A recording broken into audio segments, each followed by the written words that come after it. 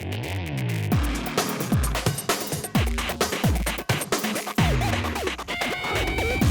edition of Chicago Sports Overtime. Less than a week till our primetime matchup between the Vikings and the Bears. Alec Lewis, Vikings beat reporter for The Athletic, kind enough to join us now. Alec, everyone in Chicago pumped up for the season to start, and I imagine everyone in Minnesota is also pretty pumped up for this. Yeah, it should be an absolute blast on Monday night. I was talking to somebody earlier today, and though I am objective and I cover this team from a very down the middle eye, I know about an hour before kickoff Monday night, I'm probably going to be scampering around the press box trying to find something to do because of, the stakes of what this really is. It's obviously, as you guys know well, there, Ben Johnson's first game with Caleb, and then here, JJ McCarthy's first NFL start. People here are jacked up for it. There's no question. Let's dive into this a little bit deeper, but first I want to ask you this because, Vikings come into Soldier Field as a 1.5-point favorite on the road. Listen, they won 14 games last year, but sports books have their win total set at just 8.5. That feels low to me. Even with JJ McCarthy coming in, are odds makers seeing a deeper issue with this roster? What am I missing here? Yeah, I think it's a great question. This team, there are three things that I would identify as uncertainties that would probably lead those who look at some of the advanced data to have the win total where they are. Those three things are the uncertainty at quarterback with JJ McCarthy, obviously. That's one of them. The other two, one is durability. This is a roster that with a lot of veterans, a bunch of them who have navigated injuries in recent years. So can those guys stay healthy? And then the third aspect of it is probably just the strength of the schedule. It is a very hard schedule. There is a midseason stretch where it's Lions, it's Chargers, it's, the Ravens, the Eagles. So those three elements and layers of this team is probably why there is some skepticism, but knowing the infrastructure that they have around the quarterback and knowing the defensive continuity they have with Brian Flores, it's hard for me as someone who watches every day not to think that they have a good chance of hitting the over of that mark. So JJ McCarthy taking over for Sam Darnold, and he's set to make his NFL starting debut on Monday, and he's doing it in his hometown against the team he grew up watching. How ready is he for this moment? Yeah, it really is a wild kind of just opportunity for him. Like right before training camp was in LaGrange Park bouncing around to Nazareth Academy, and I've been to his family's house and sat with his dad on the back porch, and it's just crazy. Have seen pictures of him in like a Chicago Bears uniform, backwards hat. Now he is obviously leading this Vikings team on that stage at Soldier Field. You ask how prepared and ready he is for this opportunity.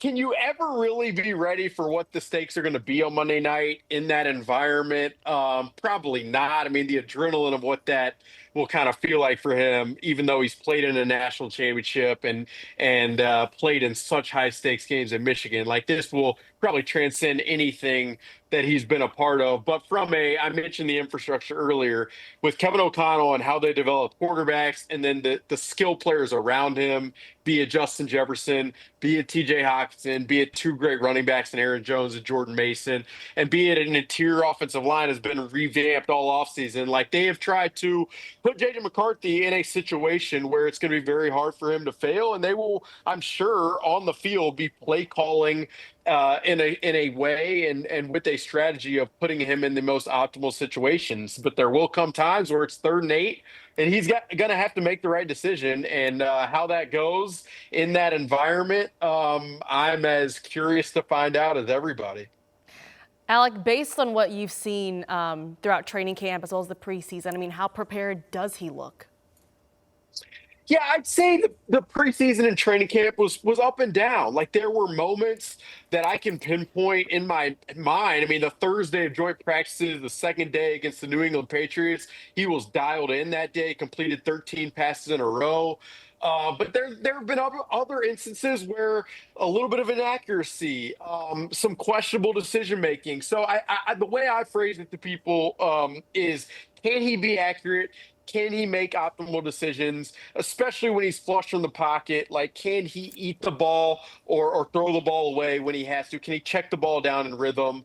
If he can do those things effectively, like I've said, I think they have put so much around him to where he should be in a pretty good a good space. But again, I mean, just like you guys know in Chicago, having observed Caleb Williams with this Ben Johnson offense all training camp, like you have thoughts, you've seen some good, you might have seen some bad, but come Monday night against the defense that you cannot prepare for, what's it going to look like? It is a total mystery box, so it's hard to predict it with any real accuracy. Well, at the beginning of your answer, you said it's kind of an up and down. Hey, that's what we've been saying as well for Caleb Williams here with Ben Johnson. So the Bears will debut their new defensive line with Dio Odengbo as well as Grady Jarrett. On the flip side, though, for Minnesota, they've also revamped the interior of their offensive line. How will the Vikings O-line handle the Bears pass rush in its first real test, at protecting J.J. McCarthy? Yeah, it's a great question. And but I mean, this was the Vikings' entire offseason was about, fortifying the trenches. And if you'd asked me in March or April, would the Vikings add one interior offensive lineman? I'd probably say maybe one or two. They did all three spots. I mean, they overhauled the thing completely. Ryan Kelly's the new center. Will Fries is the new right guard. First round pick Donovan Jackson from Ohio State is the new left guard. How will they handle it? It's a great question. Procedurally in training camp, there really hasn't been a ton of pre-snap issues, false starts, anything like that. I'm curious to see in that environment where you're probably having to go silent count and use cadence in a different way, how they'll handle that. It's a great question, but this is a much more formidable group than the Vikings have had since I started covering the team in 2022. So how do I expect them to handle it? I think they'll handle it well. They've gone up in training camp against a front seven from Brian Flores that, in my opinion, might be the best in the NFL. So I fully expect them to be locked and loaded and engaged to be able to manage Gervon Dexter, manage Grady Jarrett, and manage Dio Dingbo. I think they will be able to handle it Monday night.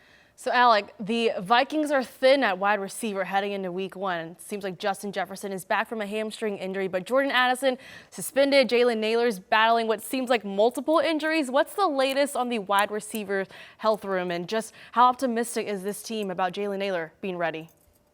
Yeah, well, I do expect Justin Jefferson to go and be his dynamic self like he always is. I would say Jalen Nailor we'll see over the course of this week. He jammed his left hand a couple weeks ago, and just we'll have to find out over the course of this week how close he is or not. The benefit that the Vikings have is, on the one hand, they just recently acquired the homegrown guy, Adam Thielen from the Carolina Panthers. Adam is a guy who knows this system. He threw at J.J. McCarthy this offseason here locally. I expect him to be able to step in and really provide for this offense Monday night. And then the other aspect that I would mention, and it would be wrong for me not to mention, is I just think TJ Hockenson, a tight end, is going to be huge early in the season for JJ and for this offense. So they are not lacking weapons regardless. Jordan Addison is an unbelievable receiver, but this offense is loaded with talent everywhere. And we'll talk a lot about the pass catchers, understandably, but I really think this run game as well is going to be leaned on heavily Monday night. Real quick, how quickly do you think J.J. McCarthy and Adam Thielen can build some chemistry and get on the same page? Quickly. I mean, Adam Thielen recently worked with Bryce Young, the young quarterback in Carolina, and those two established a really good rapport over the last couple of seasons. And like I said, Adam Thielen threw with J.J. McCarthy in local workouts here in Minnesota this offseason. So they're both sharp. They have a previous relationship. Adam has worked with so many different types of quarterbacks. And then Adam is so close with Justin Jefferson that I just don't have any questions that come Monday night, Adam Thielen will be capable and play a considerable amount of snaps, and be productive Monday night. It just would not surprise me at all.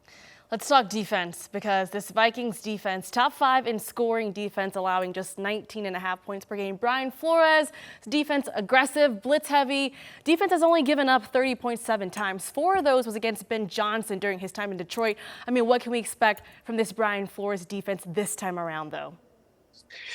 Yeah, I mean, I have so much fun talking about this defense. It's kind of hard not to enjoy it on a weekly basis, even in training camp. Like they do everything. I mean, they are post snap disguise, pre snap disguise, blitzing from everywhere. You don't know who's playing where. You don't know who's blitzing from where. It is as complicated and as just confounding a defense for opposing coaches, quarterbacks, and offensive linemen to go against. It makes them think a ton. Ben Johnson, to your point, has had a lot of success against Brian Flores, and a lot of that has been his ability and his previous staff's ability to adjust on the fly between series, between quarters, between halves. Like they have done a great job. They did a great job in Detroit with the skill players that they had there of being able to adapt to a Vikings defense that is as adaptable as they are. So, can he do that with this group of players, in their first iteration of this scheme? It's something that I am curious about. I have questions, I think, like everybody does, of Caleb Williams' ability to be able to handle everything that he's going to have to handle Monday night against the amount of movement and the amount of looks that the Vikings show at him. So, really, like, it's just part of this matchup that is so fun is the stakes and JJ and Caleb and all that. But Brian Flores against Ben Johnson is as good as you're going to find offensive versus defensive matchup in the NFL. So it's going to be a blast to see how it plays out. I mean, plenty of storylines in this one. The Vikings blitz at one of the highest rates in the NFL last season. Week 1 will certainly be a tough test for this Chicago offense. Less than a week till we'll know which team begins the season 1-0. Alec Lewis, thanks so much for your time. We appreciate it. Thank you guys so much for having me. Enjoy the game. It is one of like these are the times of year that it's you pinch yourself with gratitude of being able to be in that building on Monday night. I cannot wait. But thank you for having me. We're excited Enjoy the that the game. real deal, the regular season, is starting pretty soon. Alec, thanks again.